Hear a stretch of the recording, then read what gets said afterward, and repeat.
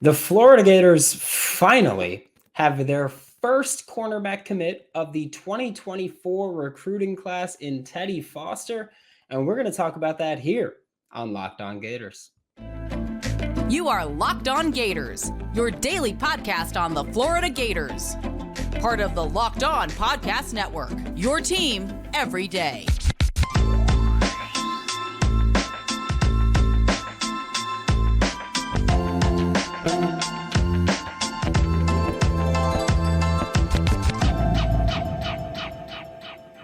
Hello and welcome back to another episode of Locked On Gators, another bonus episode of Locked On Gators, and another commitment episode of Locked On Gators. This is your 8th episode of Locked On Gators this week.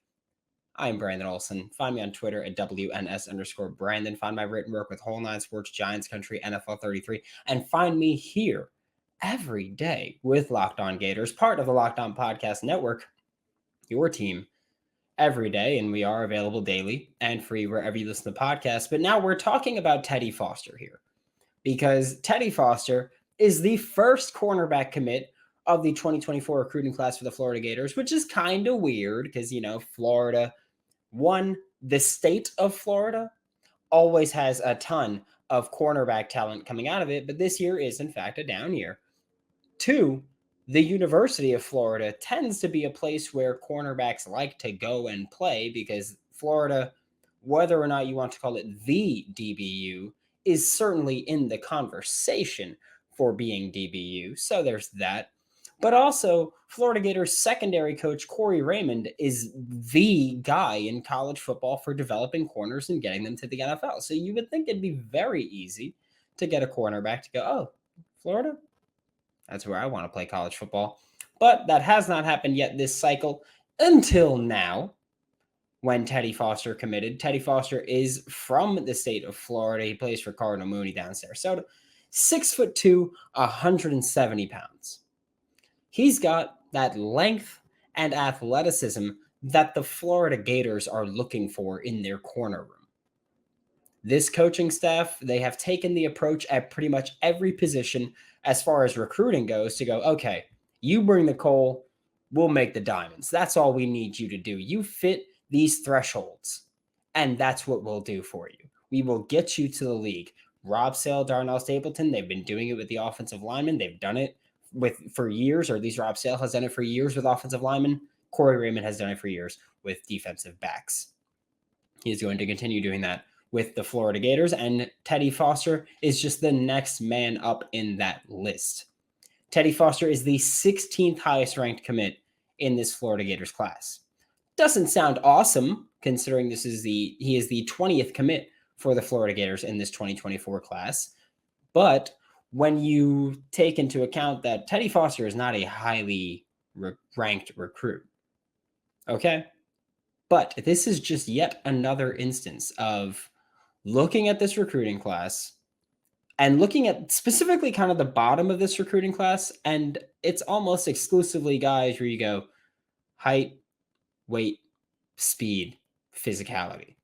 That's what you see in the bottom. That's why I'm saying you bring the coal, we'll make the diamonds at the University of Florida, because that's kind of how it's going.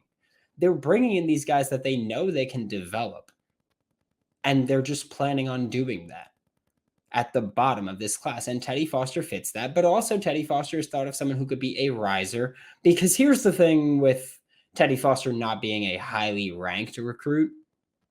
I mean, first off, and probably most importantly, Corey Raymond isn't bringing in bad cornerbacks.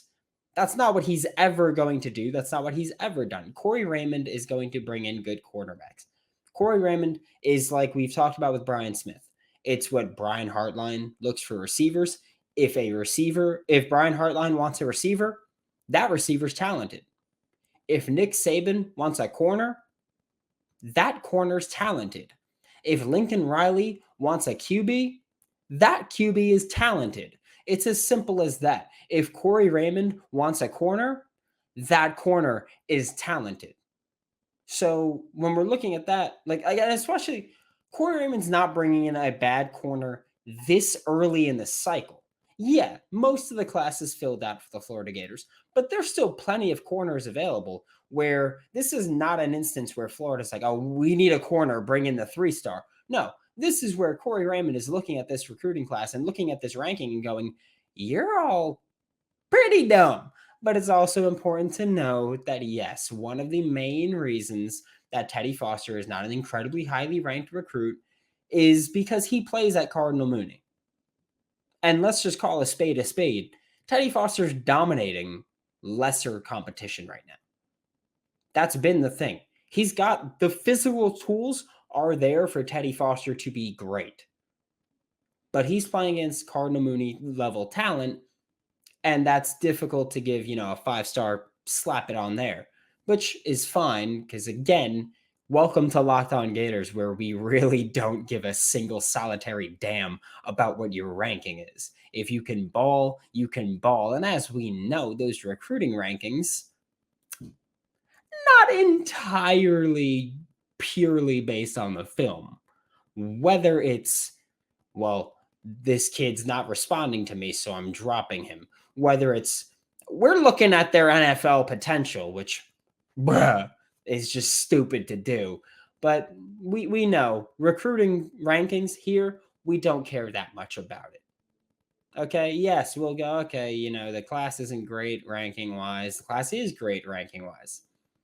All in all, you got to develop these kids regardless. And you got to get kids who want to be on your team. And that's what this coaching staff is doing. So I don't care about Teddy Foster's ranking. Corey Raymond wants him. Billy Napier wants him. I'm sold. That's all you got to do to get me to want him to be on the team. That's all you got to get me to do to want anybody on this team. They want him? Cool beans. I'm in for it. But we do have to talk about just the rest of this Florida Gators recruiting class and even the rest of this corner class for the Florida Gators. But first, today's episode of Locked On Gators, today's bonus episode, today's 8th episode of Locked On Gators is brought to you by eBay Motors. For a championship team, the one like the Florida Gators are building, it's all about making sure every player, like Teddy Foster, is a perfect fit. It's the same when it comes to your vehicle. Every part needs to fit just right. So the next time that you need parts and accessories, head to eBay Motors. With eBay's guaranteed fit, you can be sure every part you need fits right the first time around. Just add your ride to my garage and look for the green check to know that the part will fit or your money back. Because just like in sports, confidence is the name of the game when you shop on eBay Motors. And with over 122 million parts to choose from, you'll be back in the game in no time. After all, it's easy to bring home a win when the right parts are just guaranteed. Get the right parts, the right fit, and the right prices on ebaymotors.com. Let's ride. eBay guaranteed fit, only available to U.S. customers. Eligible items only. Exclusions do apply. Thanks again for making Locked On Gators your first or second listen of the day. Appreciate you. Please do be sure to like, subscribe, comment, review, join the Locked On Gators Discord. Links in the description below. Today's a good day. The Gators, you do add Teddy Foster, which is a massive plus. For me, I think the Gators need to add at least 2 more corners. We know that right now they are looking at and are favored for Xavier Mincy. They look at him more as a corner than a safety. I realize a lot of places have him listed as a safety. That's fine. He's been playing corner in high school. He's likely going to play corner if he does come to the University of Florida. That's what they're looking at him for. Why? I don't know. Because he fits all of the measurables that they've been looking for. He's been playing it, and they think it's best for him. And again, Corey Raymond wants him there. That's the only justification that I need. I understand. Yeah, I'm pretty damn smart when it comes to football. Corey Raymond's a hell of a lot smarter than I am. So if he thinks someone's a better fit at corner, then I'm going to just trust that he's a better fit at corner. It's as simple as that. Florida's also in the discussion for quite a few other defensive backs, especially ones that are committing relatively soon. Jalen Crawford's committing tomorrow, although he's almost definitely going to Auburn, and I do believe Florida's number 2 for him. In my opinion, that's just how I'm standing on it. Wardell Mack is someone who Florida has at least interest in. He released a Final Four. Florida's in there, as well as, I believe it's Florida State, Texas, and is it Miami? It might be Miami. I'm just trying to go off the top of the head here. But Florida still needs to add at least 2 more defensive backs for me.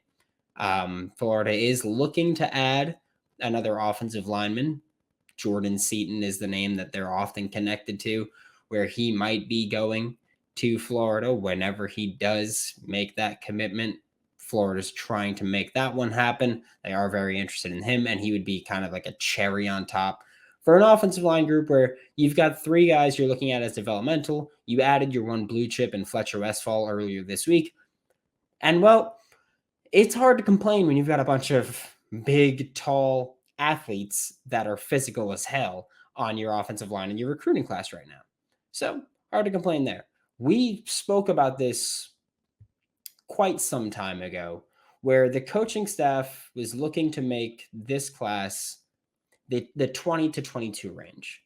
We were talking about that for months, where it was like, okay, like this coaching staff, they want to bring in a smaller class this year and then focus more on the transfer portal.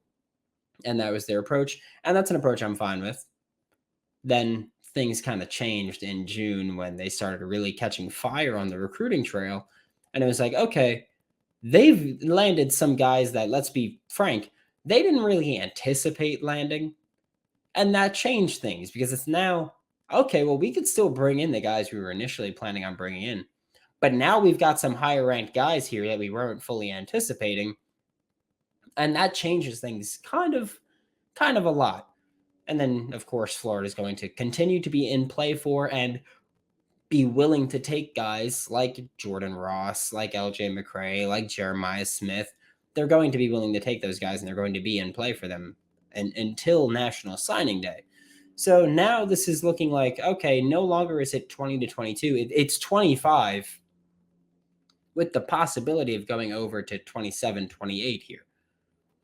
Florida is just, it's an incredible time to be a Florida Gators fan. Like Thomas Dickel said, it's an incredible time to be a Locked On Gators fan too. Things are just red hot right now. You've had 8 episodes this week, 3 commitments this week. You're going to have at least 5 episodes next week. We'll see if there's a commitment next week that adds to that. But thanks for making Locked On Gators your first listen of the day. Every day we are available daily and free wherever you listen to podcasts. Well, I mean, I want to say we'll be back Monday, but Lord knows what's going to happen at this point.